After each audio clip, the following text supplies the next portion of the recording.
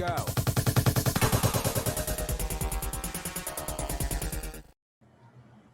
Bienvenidos a una nueva edición de Pantalla Deportiva Podcast. Hoy me acompaña Alfredo Madrid, entrenador de baloncesto, hoy director técnico de Trotamundos de Carabobo. ¿Cómo estás, Alfredo?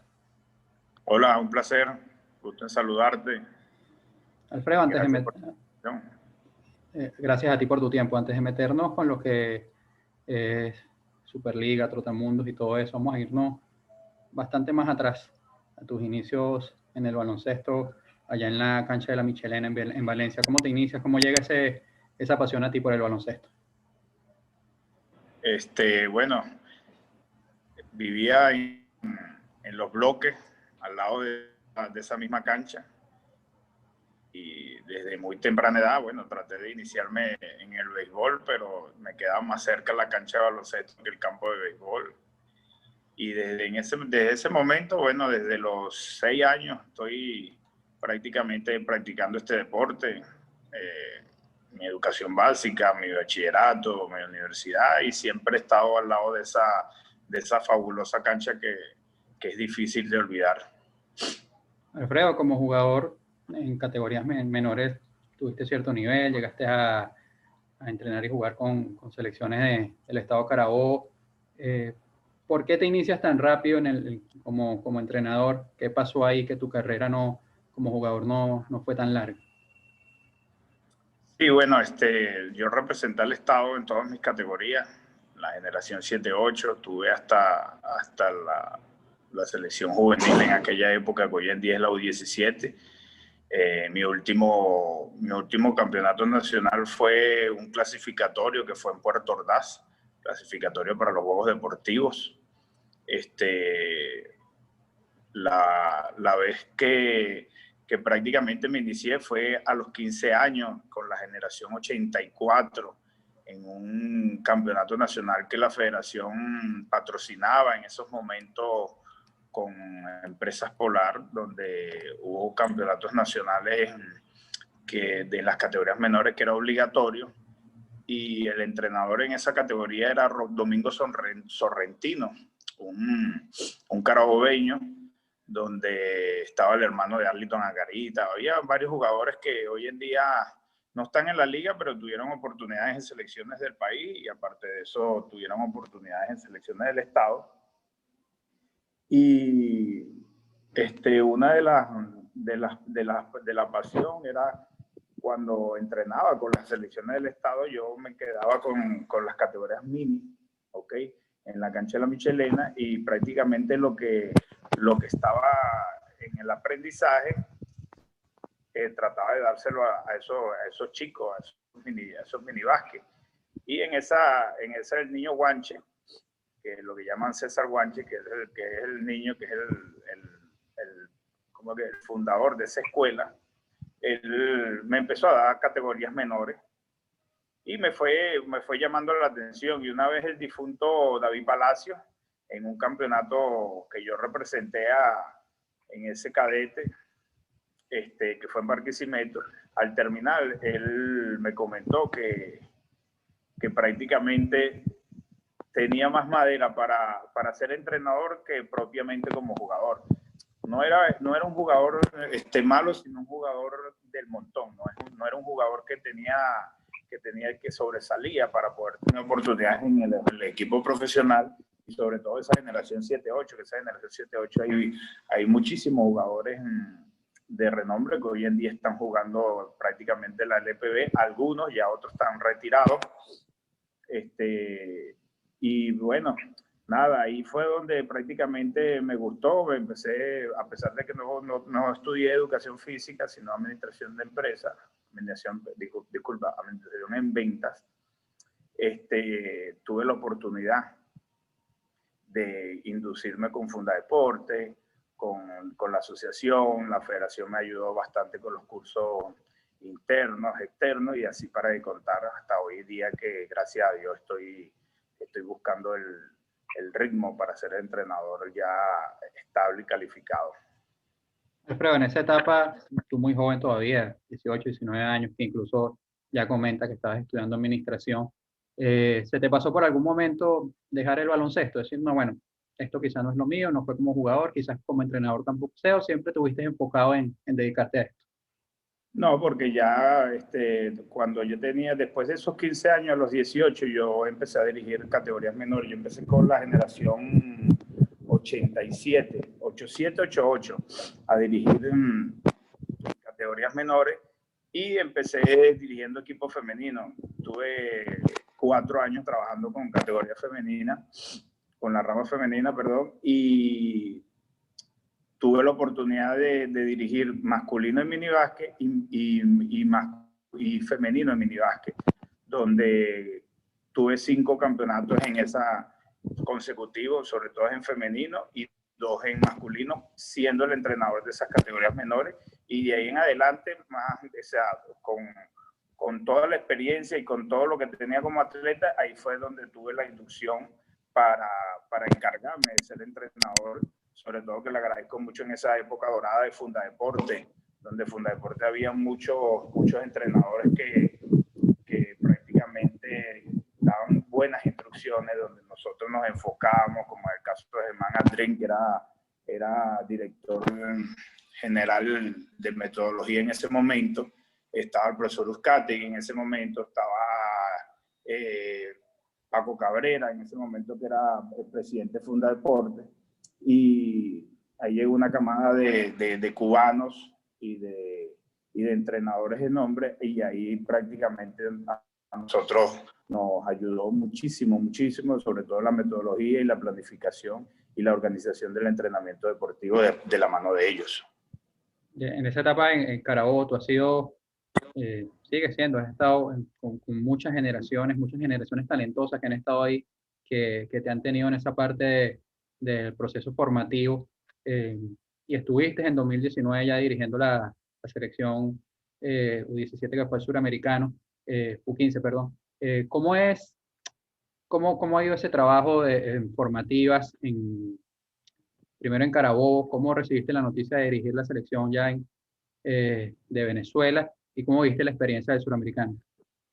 Bueno, la federación siempre tenía, como en ese momento a cargo del profesor Carmelo Cortés, ellos tenían una condición de que los entrenadores que participaban en los campeonatos nacionales y lograban los títulos en categorías menores podían ser el asistente del entrenador en ese momento de las categorías formativas. Y bueno, yo tuve la oportunidad de trabajar como asistente. Mi primer campeonato suramericano lo tuve como asistente del profesor Paco Diez, una generación. Oye, yo estoy un poco por lo menos desfasado de esa edad, pero eso fue la preparación, fue en Margarita. Y por problemas de salud de mi madre, yo no tuve la oportunidad de ir para ese suramericano, y fue Alfredo Caraballo cuando fue el asistente de ese suramericano del profesor Paco Diez.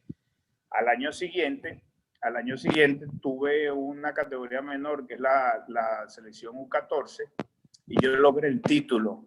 Y en ese momento la FIBA implementó un suramericano U14, y fue cuando me dieron esa oportunidad de dirigir esa categoría, que es a donde prácticamente estuvo Marrero, que es la generación 2001-2002, donde estuvo Marrero, estuvo Betancourt, una serie de jugadores, inclusive estaba Franger Pirela, estaba Víctor Sánchez, estaba Alcalá, una serie de jugadores importantes en ese suramericano, y desde ese momento yo tuve la oportunidad de dirigir, pero muchísimo antes yo fui entrenador así, profesor Carlos Gil, cuando en aquella época la generación 90, no sé si te acuerdas, estamos hablando de Javille, de Chenique, de Jonaiker, de Capare. Ahí nosotros logramos la medalla de oro en unos juegos que se hicieron en Barquisimeto, de unos juegos prácticamente que eran ganados los bolivarianos, o lo que era lo que hoy en día lo que llaman se me está yendo el nombre, bueno, pero ahorita más adelante me recuerda, donde yo tuve, bueno, ahí quedamos campeón, medalla de oro, y luego fuimos al suramericano, que fue en Venezuela, y nosotros logramos el subcampeonato. De ahí fui al asistente de Daniel Centeno, que en ese momento le dieron el equipo porque el profesor Carlos Gil no pudo, y fuimos al premundial. En el premundial, bueno, logramos, fue el 5º lugar, lamentándolo mucho, no perdimos con Puerto Rico por 2 puntos para tener esa clasificación grandiosa para ese mundial. Lamentándolo mucho, yo creo que será una de las generaciones que nosotros tenemos en las manos para poder tener ese ciclo de clasificación para el mundial, pero lamentándolo mucho no se concretó. Y luego vino la generación 93, donde también fui para un mundial, que era donde estaba Edín, estaba Israel, estaba Carrillo, por cierto, estaba Michael Carrera en ese momento. Y ahí, bueno, siempre he estado ligado a las categorías menores como asistente, y ahí fue donde el profesor Carmelo Cortés me dio la oportunidad de darme ese equipo de la generación 2001-2002. Creo, ya hablabas de ese currículum tan amplio en categorías menores, también has estado formando parte del cuerpo técnico eventualmente de las de mayores. Eso te da suficiente experiencia para hablar de ese tema, de las categorías menores. ¿Qué crees tú que sucede? ¿Por qué en los últimos años le ha costado tanto a Venezuela replicar los resultados que se tienen en la de mayores en las categorías formativas? Sí, bueno, el resultado siempre ha sido, lamentándolo mucho, siempre la mirada se inclina a las categorías mayores. Mira, yo siempre he sido un fiel luchador, y en mis manos todavía tengo los mismos programas que hoy en día se están realizando de la mano del profesor Fernando Duró, y obviamente porque le han dado ese apoyo, sobre todo técnico y económico, y ese es el futuro que nosotros debemos, y ese es el camino que nosotros debemos entender, porque siempre, desde que yo he estado, nunca hemos tenido una preparación adecuada en categorías menores. Siempre teníamos preparaciones de 15 días, un mes, nunca tuvimos los jugadores completos, teníamos problemas de pasaporte, y para de contar, y aparte de eso las concentraciones a veces no había el alojamiento adecuado, nosotros nos teníamos que quedar en gimnasio, y bueno, muchos detalles por el tema económico, y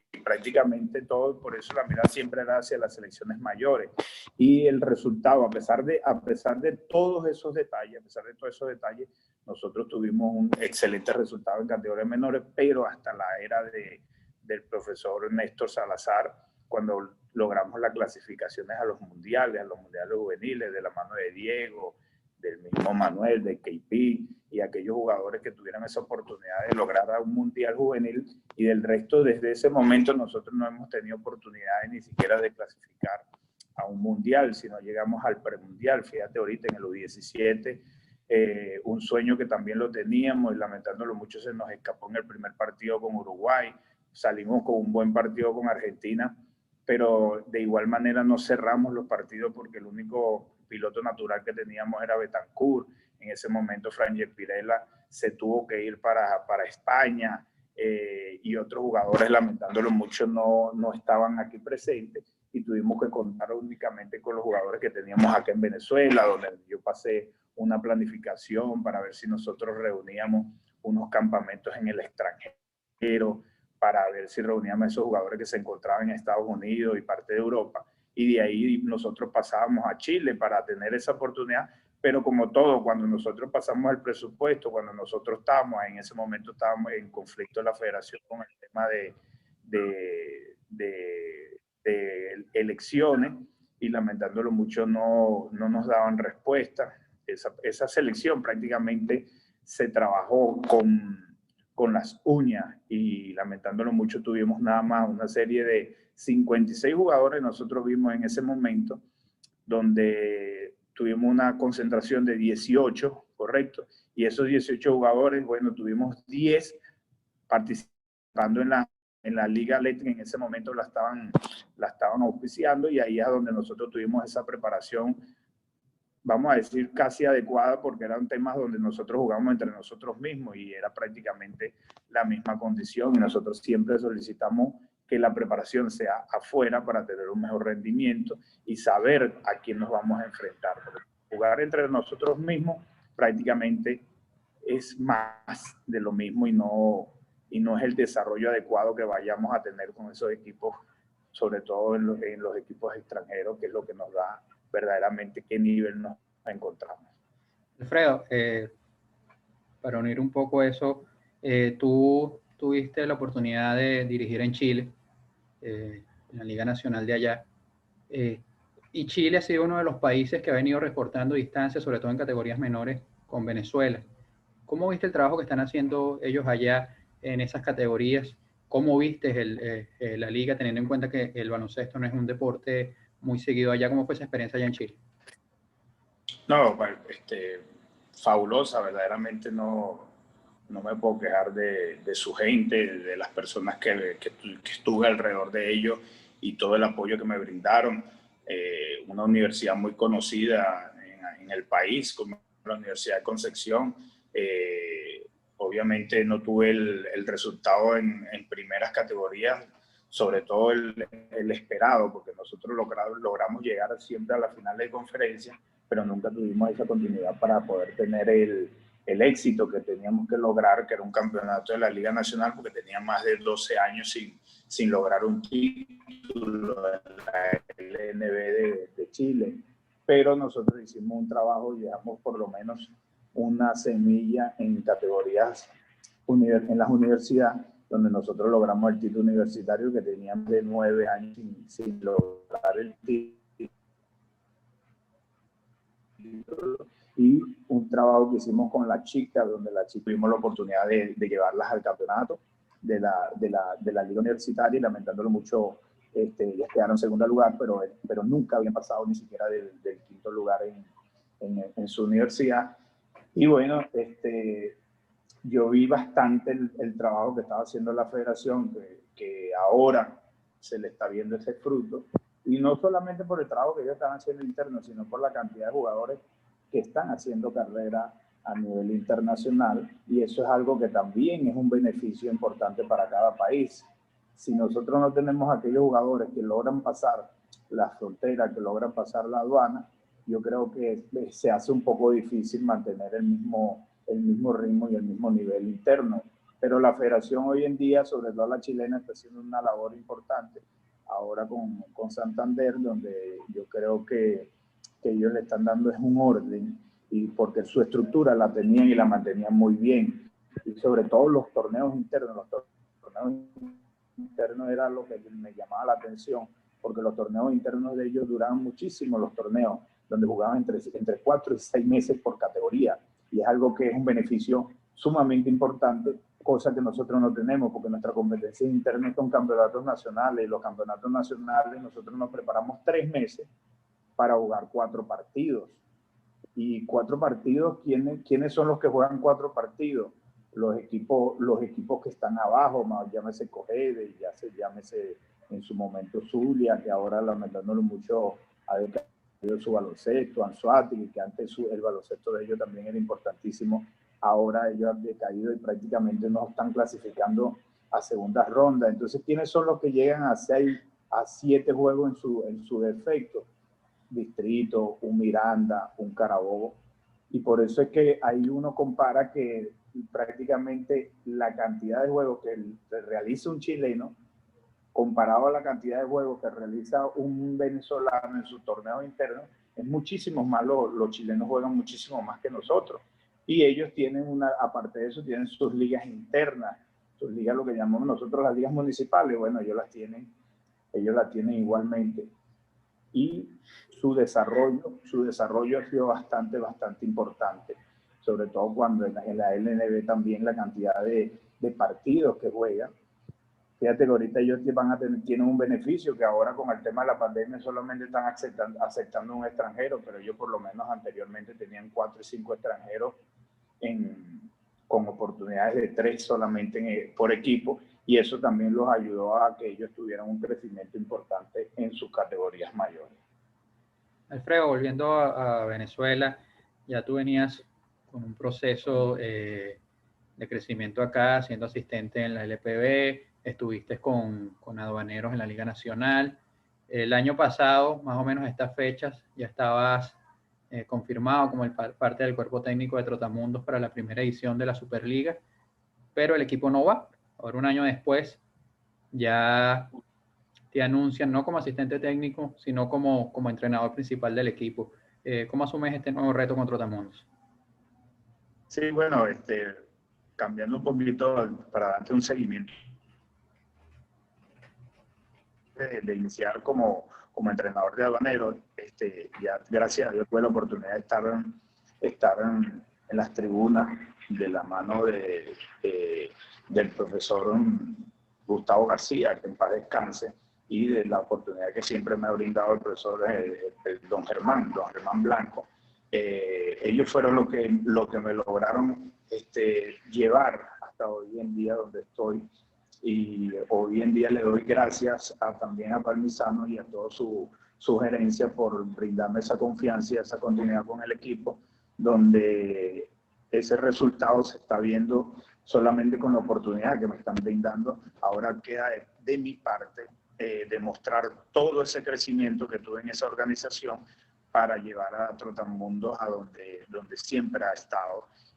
Hoy en día es difícil, no te puedo decir que es un reto bastante duro, porque nosotros seguimos un espacio cuando, como tú me comentaste ahorita, que no participamos en esa primera edición, y para nadie es un secreto que perdimos una cantidad de jugadores importante, que prácticamente Trotamundos tenía la mejor plantilla de base criolla, y eso fue un beneficio que siempre tenía Trotamundos en ese momento, pero lamentándolo mucho por cuestiones ajenas a nuestra voluntad, no se participó en esa primera edición, pero Trotamundos nunca dejó de seguir trabajando y de buscar ese momento para que hoy lo está repitiendo. Sí nos está costando para armar esa nueva plantilla, pero estamos haciendo todo lo humanamente posible para buscar ese reto, y ese reto para mí es bastante valioso, porque no nos están dando un camino fácil, sino que eso queda de parte de nosotros luchar para poder tener ese equipo competitivo que la gente busca. A nivel general, ¿tuviste oportunidad de darle seguimiento al primer torneo de la Superliga? ¿Qué te pareció la organización? Tú que vienes de estar tanto en la Liga Nacional como en la LPB, ¿cómo ves esta Superliga? ¿Qué te ha parecido el torneo?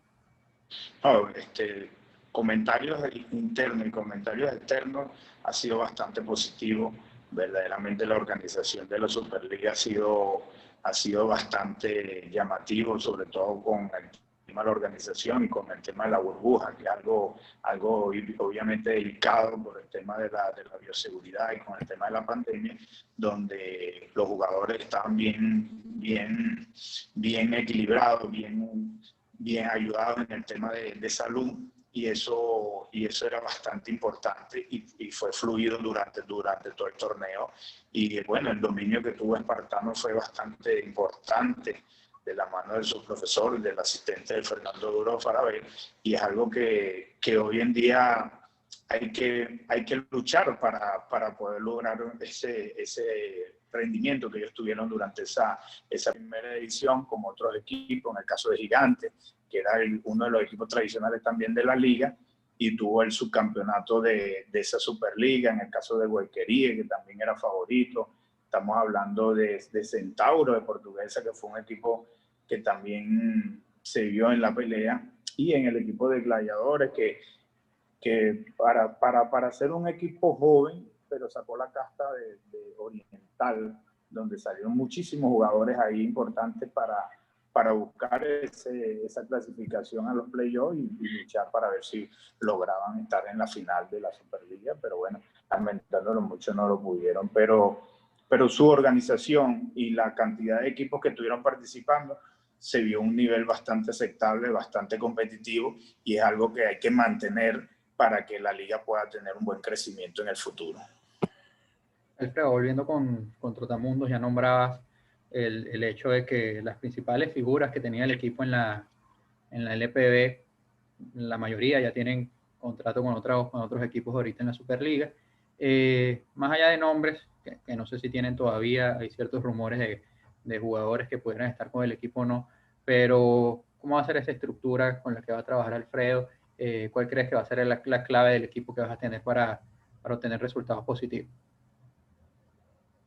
Bueno, sinceramente todavía estamos en esas discusiones. Sí hemos tenido conversaciones importantes con jugadores que se encuentran en el exterior, sobre todo que eran fichas de Trotamundo, pero por temas que prácticamente se lo maneja directamente la gerencia, no quisiera por lo menos estar conversando sobre ese detalle, porque lamentándolo mucho todavía estamos en ese tema de discusiones y hasta los momentos tenemos una base criolla, pero de talento joven, donde nosotros estamos buscando ya esa experiencia.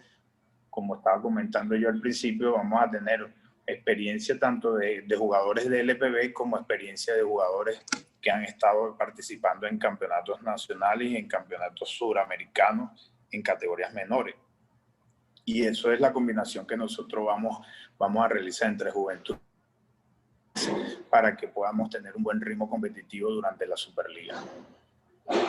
Vale, Alfredo, muchísimas gracias por tu tiempo. Ha sido muy grato poder conversar contigo. Esperemos ya vuelva Trotamundos, un equipo con tanta trayectoria en nuestro baloncesto, vuelva a la actividad muy pronto con la segunda edición de la Superliga.